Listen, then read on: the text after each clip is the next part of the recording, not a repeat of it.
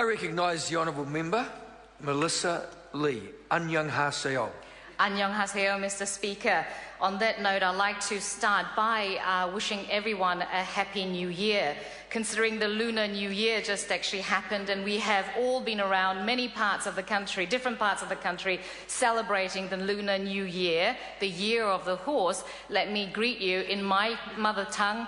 새해 복 많이 받으세요. It translates to may your new year bring you lots and lots of luck. And according to, I just thought I'll start and actually have a look at the Year of the Horse. The wood horse, according to the Chinese horoscope, is a time of fast victories, unexpected adventure, and surprising romance. So if there are any single people in this house, I wish you good romance this year. And according to the Korean astrological chart, this is the year of the blue horse. May it be significant in this election year. Let me start by acknowledging all of the speakers who have spoken on this bill. It is, of course, my pleasure to rise in support of the Sullivan Birth Certificate Bill. And I remember speaking on the first reading and actually mentioning my little cultural experience where in certain countries where people are born in a particular town or at a time, and because they're worried that the children might not actually survive a certain period of time, they don't actually register the children and they actually register them later, and often they end up with the wrong birth date. This is quite different. I was thinking, how do I haven't actually been to the Select Committee. I wasn't part of the Select Committee, but I commend the members who have actually worked on this bill, and hearing them speaking so passionately about this bill, I actually commend the work that you have done, because I think it's incredible to hear everyone talking about and acknowledging Rowan Sullivan and her parents, because they've obviously done a fantastic job in raising an amazing young woman who wants to honor her mother. And as a parent of a teenage child, I would only hope that one day when he grows up that he might want to honor me. I hope he is actually listening to the debate today. I was looking at the issue of identity, how a person conceives their identity and how do they express their identity. Often their identity comes from their parents. They are the very first people who imprint the personality on their children. They identify with their parents, and their own identity is formed as a result of the education that they receive from the parents as the first educators. And I also want to talk about things like national identity, because it is where you come from. It's the cultural identity. It's like I'm a Korean. Yesterday we had the Speaker from the Korean Parliament visit New Zealand's Parliament. I was so very proud to have actually met him here and actually had lunch with him as the chair of the Korea-New Zealand Parliamentary Friendship Group, because that is my cultural identity. That's where my first impressions of my own personality and identity was formed, from being born in Korea. Through my parents, I am who I am today because of all of the influences that I've actually had. And I think Rowan's had a fantastic parents, both Diane Sullivan and Doreen Shields, and she wants to honor her mother. And as previous speakers have actually said, this bill requires the Registrar General of Births and Marriages to record detail of Rowan Sullivan's deceased mother on her post-adoptive birth registration entry. And I was thinking, how would it feel to not have my parents' name on my own birth certificate?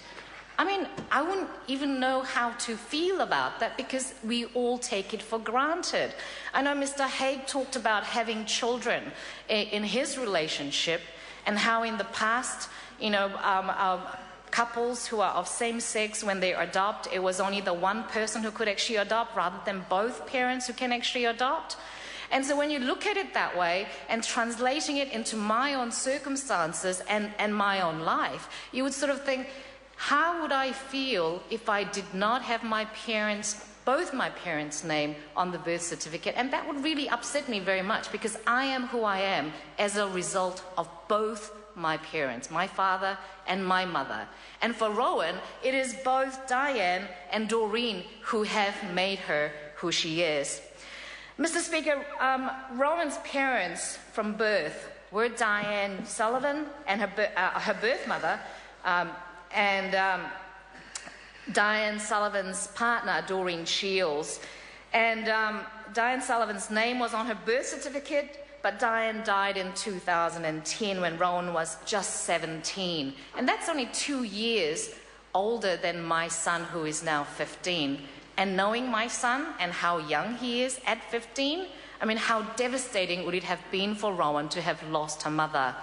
And to find out subsequently that when Doreen applied for an adoption order following the death of Diane Sullivan, the order required Diane's name to be then removed from Rowan's birth certificate, and for them to consider that. And how would they have actually felt? No one in this house could possibly understand what that might have felt like. Only Rowan knows, only her mother, her adoptive mother knows what that was like. That would have been terrible, devastating, heart-wrenching experience, because you would want to remember your mother.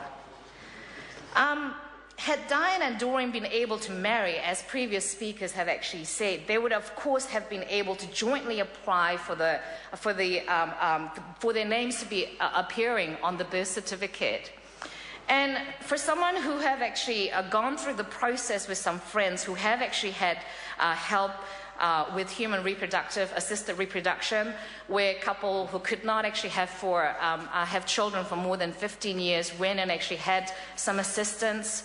In my culture, even adoption is actually frowned upon. And I remember my friend going through the whole pregnancy of her surrogate.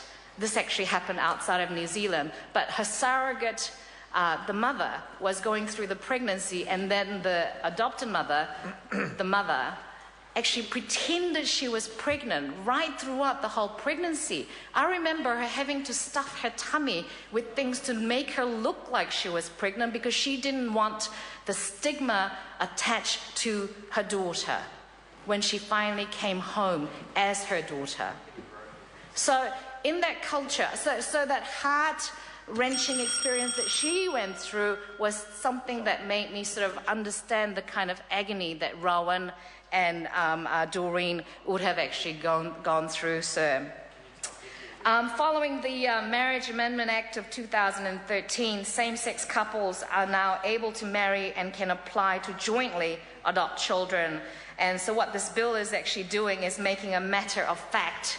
The fact that Diane Sullivan and Doreen Shields are in fact both Rowan's parents, just a matter of law, just a record, and make it permanent that from now on, that when Rowan applies for a future birth certificate, both her parents will be on that piece of paper.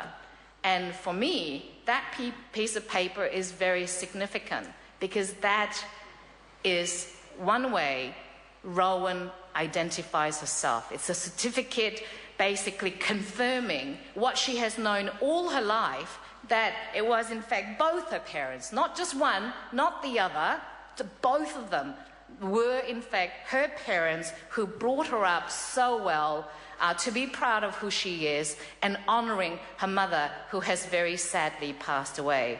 I wish you best of luck, and I'd like to congratulate my colleague and friend, Louisa Wall, for bringing this bill to the House and managing the Select Committee process, that all your colleagues would support you in this bill. Sir, it is a great bill. I commend it to the House.